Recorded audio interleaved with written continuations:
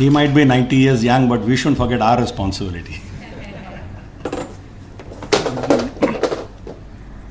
नमस्कार, सब बोलिए नमस्कार। नमस्कार। जय श्री राम, जय श्री राम, जय Shri Ram. Friends, I'm indeed very grateful to all my colleagues and important intellectuals like the former Vice Chancellor of Hyderabad University, the Chief Secretary of the Government of Andhra Pradesh, Sri L.V. Subramaniam, and so many other friends. Friends, I am thankful to all of them. I did not arrange anything in this meeting. I did not tell them what to do, or it was entirely the creation of the Prajna Bharati workers, activists. Sitaramji Goyal is in the tradition of Kshatriyas, Bharatiya Kshatriyas, intellectual Kshatriyas. He and Ram Swarupji, they opened my eyes. And another was Dr. Kanhaiyalal Maneklal Munshiji, the founder of the Bharatiya Vidya Bhavan. Earlier than that, I owe my awakening to three great teachers. In the high school in Gudivada, Nadamathu Satyanarayana Murthy Garu, something is written there in that brochure that is brought out. And in the Loyola College, Father Jerome de Souza was a Society of Jesus, engaged in conversion, that society, etc. But he was a great teacher and a member of the Constituent Assembly also. He used to tell us what happened in the Constituent Assembly. The third teacher who influenced my character was Lieutenant Colonel Samuel Paul, Principal of the College of Engineering, Guindy. So I pay my tribute to the three gurus, even before I pay any tribute to my mother or father. It is the gurus who have shaped me. Friends, why did I say Jai Shri Ram? Why did I say Namaskar? In the Supreme Court of India, what is written there behind? Yato dharmaha tato vijayaha. Who said this? Gandhari. When Duryodhana went to the mother to seek her blessing that I am going to wage a war against the Pandavas, bless me for victory.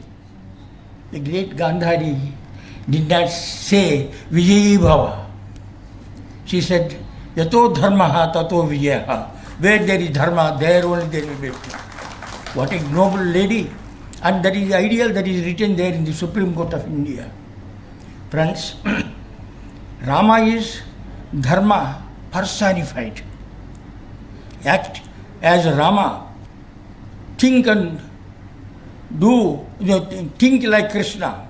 This is the message that rishis have given, or intellectuals have given to us. Friends, 3 or 4 incidents I want to tell to provoke you into thinking. In 1905, Bengal was divided. Banga it was called. Bengal was divided. There was no Gandhi. And it was undone. Why was that division of Bengal undone? It's not because somebody like Gandhi said Hindu-Muslim unity, Hindu-Muslim unity. Not like that. It was Vande Mataram which inspired the people. And Lokmanya Tilak's Swaraj is my birthright and I shall have it. Vande Mataram, Swaraj and Swadeshi. Arvind Ghosh was writing the editorials in the journal called Vande Mataram, inspiring the people. No Muslim participated. On the other hand, Muslims were the British supporting the division of Bengal. Why am I mentioning this one? Mahatma Gandhi thought that without Hindu-Muslim unity, India cannot get freedom. But there was no Hindu-Muslim unity in 1905, 1911. It was the Hindu Kshatriya, the Vande Mataram, the Swarajya and Swadeshi. These are the things which Gandhi did not teach us. It was Lal, Bal, Pal and Aurobindo. Why am I mentioning this? Friends, today also this is what is going on. because Gandhiji's Hindu-Muslim unity has led to the partition of India. It led to, he involved the secular Congress nationalist party into a Muslim movement. No Muslim anywhere in the world has taken up that movement, only Indian Muslims. And Gandhiji thought that without Muslims joining us, we can't get independence. He forgot. Why not 1905, 1911? How did no Muslim participated? It was in the Hindu Kshatriya, it was Vande Mataram, it was Swarajya, it was Swadeshi. It is these three slogans which inspired people, and afterwards people went and when they were getting hanged, they said Vande Mataram and they, all right. So that is the thing that is required. Now this chimera of Hindu-Muslim unity, where will lead to us? India is partitioned. Nawab of Bhopal did not want 565 Samsthan, the princedoms to join India. He was conspiring. Anyway, all that was undone by one man called Iron Man of India, Sardar Vallabhbhai Patel. I am going to talk about him on Doordarshan as well as All India Radio. I am commissioned to do that one. I will be giving those talks, what he has done. It took more than 100 years for the United States of India to become 50 states. Sardar Patel did it in 3 months. Sardar Patel did it in 3 months. And not only got all those fellows to accede to Indian Union, and afterwards he reorganized the entire thing. He created Pipsu, Rajasthan, India Pradesh, and afterwards merged all of them and said, this is the Union of India, it is not a federation. It's an indivisible union. Union of India, nobody shall break. Article 3, Article 360, etc., etc., so 356. With all these, we are not a federation. We are a union which is unbreakable. But unfortunately, this Nehru dynasty has undone everything what Sardar Patel and Aurobindo Ghosh and Tilak, etc. have done. What did they do? Muslims, 95% of them voted for the division of India and the creation of Pakistan in 1946 elections. And partition was done. Ambedkar wrote 4 years before the partition in 1940, it's 44, he has written that there must be a complete exchange of population. Anyway, Hindus and Sikhs will be driven out. All the Muslims from here should go to Pakistan. But Congress did not listen. And Nehru wanted all of them to stay here. And those who have gone to Pakistan, he wanted them to come back. Sri Prakasha was our High Commissioner in Pakistan at that time. He was instructed by Nehru to invite all the Muslims who had gone to Pakistan to come back to India, got them also, some of them, and then invited the Muslim League to join the Congress. And since then, the Congress is in the grips of the Muslims in India. What Nehru dynasty has done, and the communists have done. A few things only, after that I will stop. Communists in 1942, when the Cripps mission came, and in 1946, when the cabinet mission came, they said India is not one country. Every language unit is a state. It can become a sovereign state. That's what Muslim League also wanted. Now, when a partition is over, the Muslims have stayed over here. Sir C.P. Rama I.S. Swami Iyer, who was the Diwan of Travancore, he said, since these fellows have voted for Pakistan, declare them as foreigners. Nehru did not do that one. Declare them as foreigners, he did not. Ambedkar said, send them go, send them out. He did not do that one. More than that, today, Muslim districts are being created. The communists have created one Malappuram district by dividing Malabar to create a Muslim majority district. Congress has created another Muslim majority district by dividing Gurgaon district and creating Mewat district. Recently, 2-3 months ago, before he was removed as the Chief Minister of Punjab, Captain Amarendra Singh created Maler-Kotla Muslim Majority Division. And what is the spirit inspiration for this? Sachar Committee. There is a fellow Sachar, Justice Sachar. He ran away from Pakistan and then he started secularism in India. That's the type of people these were doing it. What did he do? A commission was created and he identified 80 districts in India from all over India which should be created into Muslim majority districts. And the Naam Ke Vaste Pradhan Mantri, that is Manmohan Singh, he launched a program, Muslim first, not scheduled caste first, not scheduled tribe first, not BC first, but Muslim first. 14 lakhs of crores of rupees were spent upon these 80 districts so that the Muslims will proliferate. These districts will be created and like 565 Maharajas and Nawabs, these 80, 90 of them will federate as an association of Muslim minority districts in this country. And afterwards, wage war against us. Kindly, this is one of the greatest harms that is going to in India. The regional parties shamelessly are catering to minority. In the two Telugu states, 22 temples were broken in Vijayawada. Not one of them was reconstructed when Chandrababu Naidu was the chief minister. And he said, with 80 crores of rupees, an 8-storied Hajj house in Vijayawada, and another Hajj house in Kadapa or Kurnool. And yesterday he said, I have done so much for the Muslims. Not one of them voted for him. Now, this is how they are being fed. The regional parties are competing with one another. And with the support of the Italian Congress, not Congress, I use Congress Italian now, for mother, son and daughter, all of them are freedom fighters in India. All of them are freedom fighters, just like Prahalada in my mother's womb. These people were in Italy itself for fighting for the freedom of India. That's what is going to be written in the histories. If they come back to power, that's what. George Orwell, he was a communist. He was born in India, in European, an Englishman.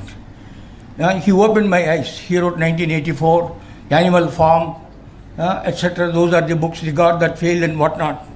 He said, those who control the present control the past. Historians. Control the past, they control the present. They control, those who control the present will control the past. So they are the communist fellows. Who was our education minister in the first 10 years?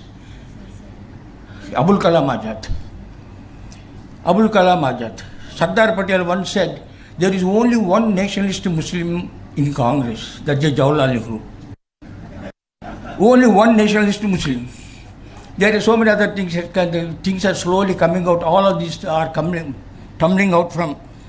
Now, those who control the present, so Maulana Abul Kalam Azad and some of his successors stuffed Indian Council of Historical Research, Indian Council of Cultural Relations, Indian Society for Social Science Research, and the Nehru Museum with communists and ex-communists. So they wrote the most false history of India. That is what Sitaram Goyal and Ram Swarup discovered with evidence not from what Indians have written, but what the Muslim historians that accompanied the invaders and the looters and the murderers and the rapists, they have recorded. And with that evidence, these two great people have written so many books. As he has said, he had no money, but he established, nobody was publishing his books. So he established the Voice of India. Voice of India, books are there, 50 of them. So many people have written. And most of the contribution was from him. And he waged, nothing is wrong with Muslims, everything is wrong with the Quran. Mind that. Nothing is wrong with Muslims, everything is there in the Quran. So ban the Quran. There was a Calcutta Quran case. Please read that one. And that was dismissed by the communists and the secularist combined effort from Delhi and Calcutta.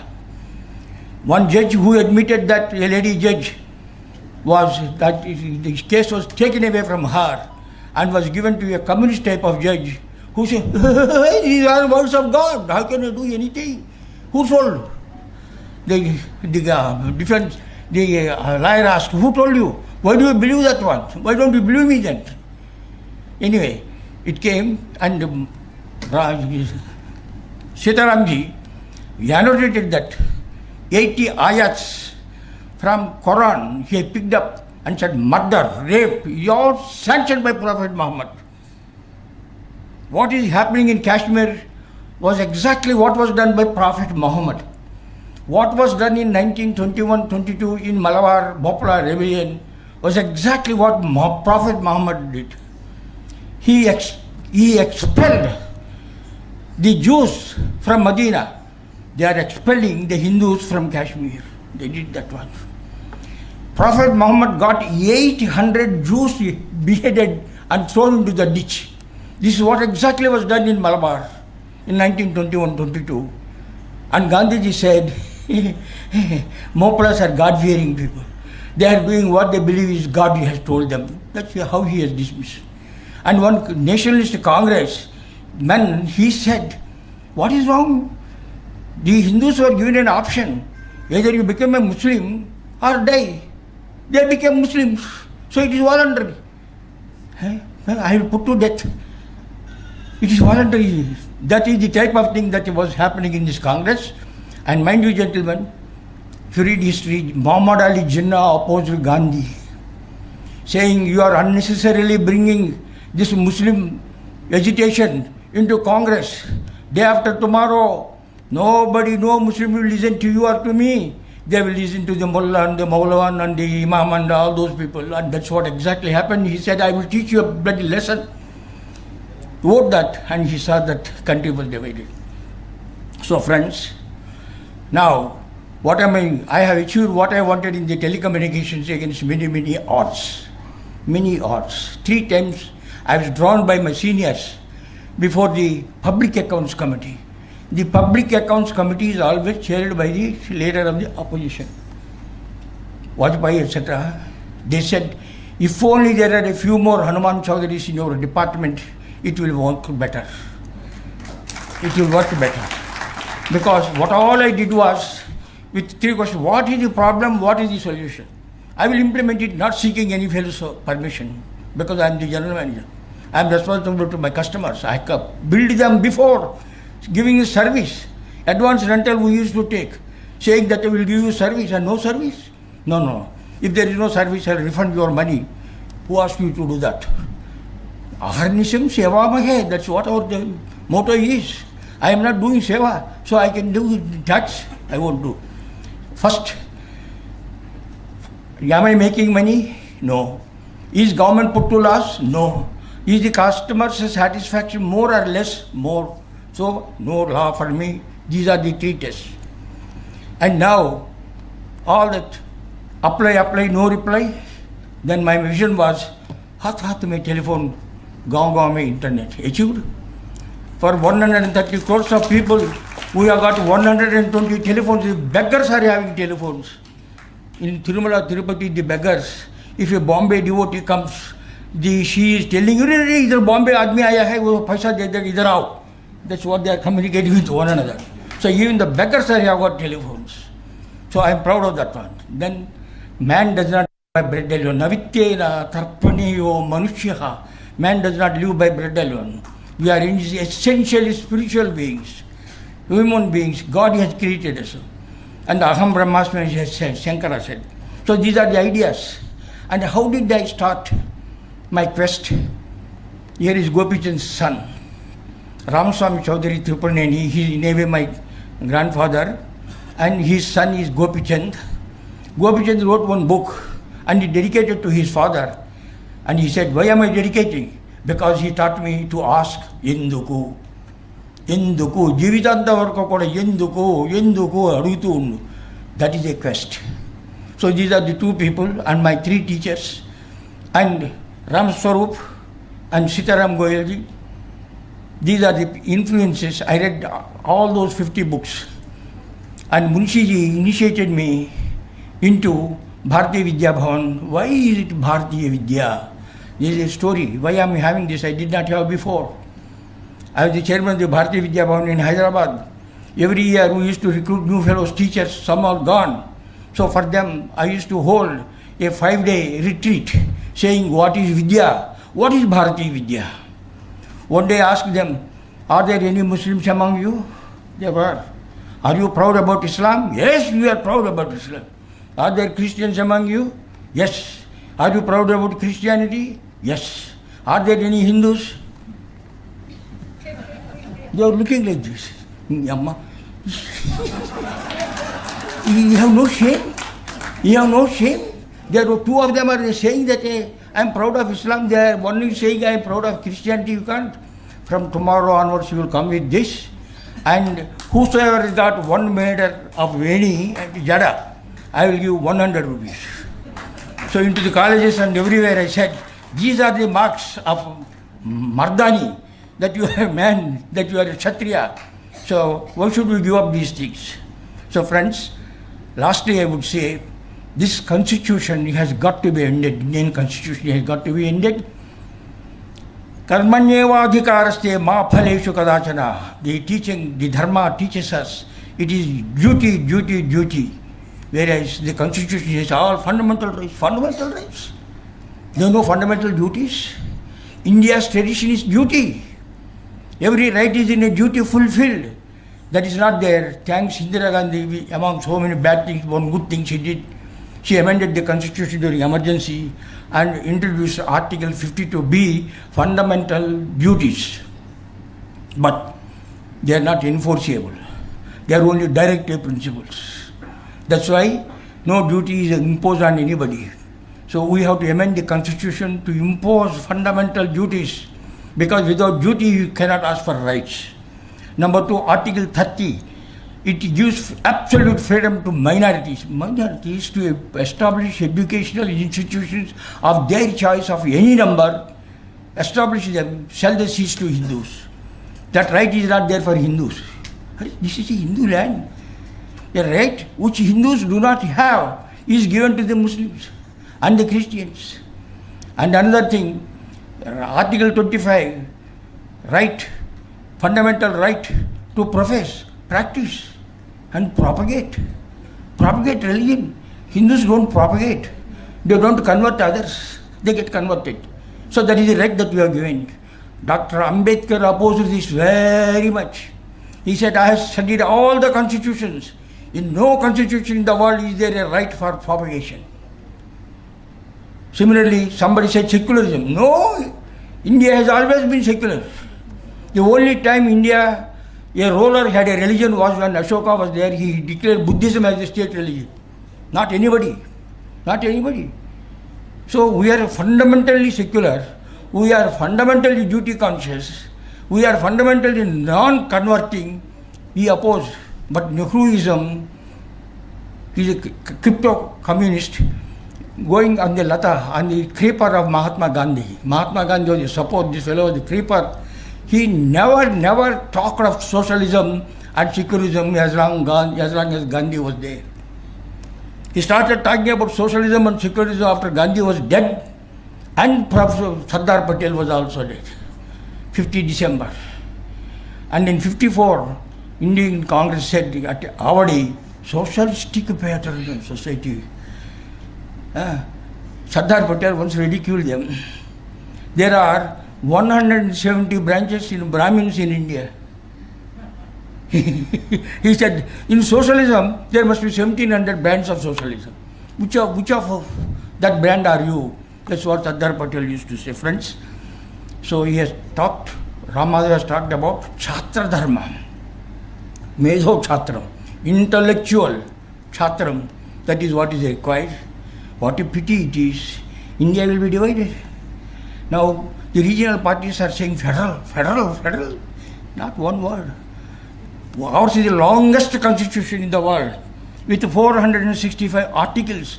Not one word about federalism is there. It says union, and wherever concurrent rights are there to make laws, it says the union law will prevail. If you make a law about education, if TRS makes a law about education, and if there is a law about education by the union government, it is that union law which prevails, not the state one. If you squander all your money, they can apply Article 362, reduce your salaries. That's what the Constitution says. Article 356, when the Constitution breaks down, the union president takes over the government. What is this federation? Because at the death of Aurangzeb, after that Aurangzeb died, every sultan, every governor proclaimed himself independent, including Nizam, etc. And one by one was conquered by the British, by company, British East India Company. So this is all history. Sardar Patel, Dr. Ambedkar, these are the people who have studied, and Munshiji, who have studied history thoroughly and said, India shall be a union, never, never, ever shall it this, nobody can break. We'll break states. How many states have been broken? New states are created. Take Andhra Pradesh. Once it was united, it was disunited. Who did that? Union government did. Yes, they consulted, but consultation does not mean confirmation. So, India is in peril. We are now witnessing an intellectual civil war. An intellectual civil war between the left liberal, Marxist, Mullaist, missionary combined. And government of India is giving money to these mullahs, what is called madrasas. When the madrasa has said, kill other fellows, no, that's all what they are convinced. In Kashmir, what is happening today? Is anybody reacting? If suppose in Jammu, as it happened in Bihar, in response to Naukhali, if the Muslims are slaughtered in Jammu, what would happen? That was what happened in Bihar, in response to Naukhali. Where has your Shatram gone? Where has your Medho Sampatti gone? So, all this incompetence, non-action, we are explaining with tolerance, Sahishnutta. Are your incompetence you are rationalizing by saying Hinduism is tolerant. Tolerant? Why did Krishna ask Arjuna to fight? Guru Nahatvahi Mahanubhavan Bhoktum Bhaishyami Paul Dadukutantanadu. What Pishmana would have taken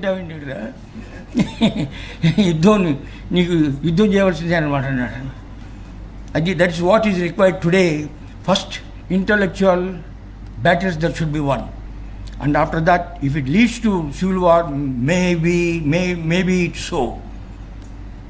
We have to take lessons. Guru Ramdas told Shivaji, we are all Hindus, fellows are all making mistakes, fighting pitched battles. No. You must attack the Muslim everywhere. That is why the Marathas, they were marauders. Am I right?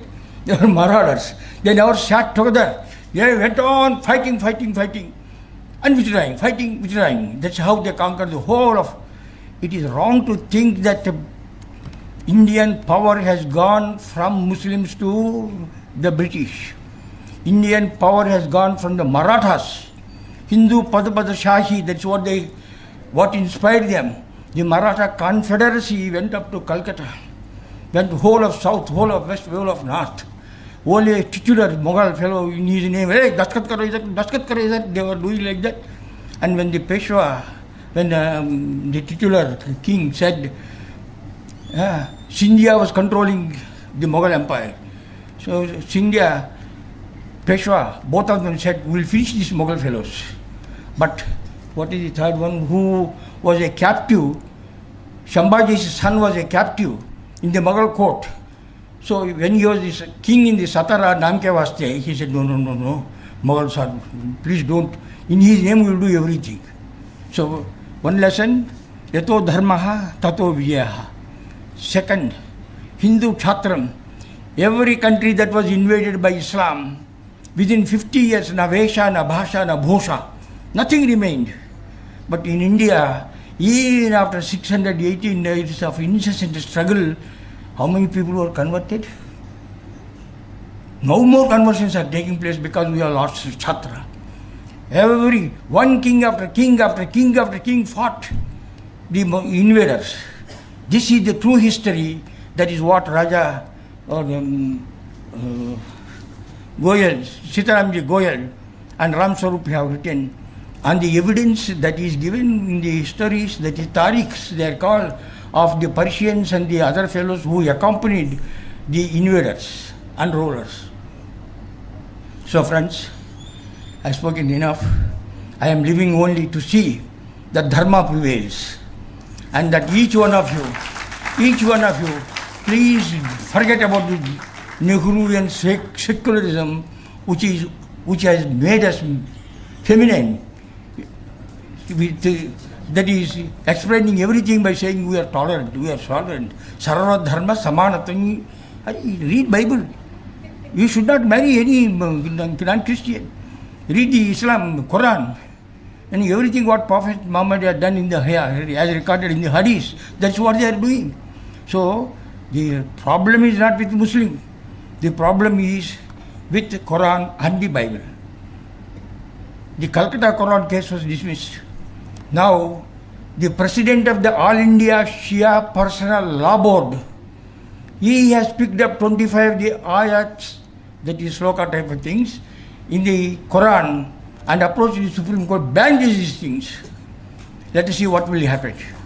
Whether our Ramanaji will have the guts to take up this issue or not, or Chief Justice from Andhra Pradesh, whether he will take up this or not. So this is what we have to ask.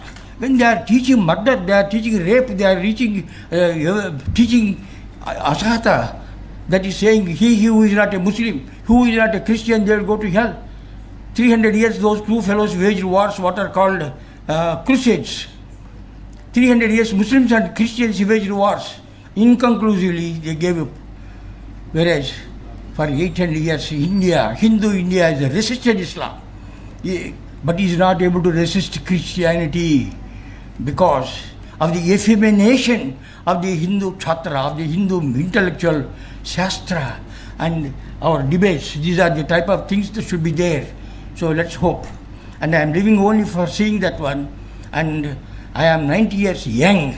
I become younger and younger as I read the Bhagavad Gita, as I read the Ramayana, as I recall the episodes of Lord Krishna and the freedom fighters like Tilak and Savarkar. Anybody has gone to jail, lived in a jail as long as Savarkar? None has lived. These fellows enjoyed between 42 and 45 in the Congress people who were put in jail. Anyway, that's another story somewhere I will tell you. So during this Shatabdi, what Amrutotsav, we should have a series of lectures. What is true history of India? I am delivering them in my colony. Maybe I will do that under the auspices of the Prajna Bharati for a larger audience. I thank everybody who patiently has been hearing three of us, and I hope this spark of inquiry, this spark of Chhatra will be ignited by what you have had today. Dhanyavad.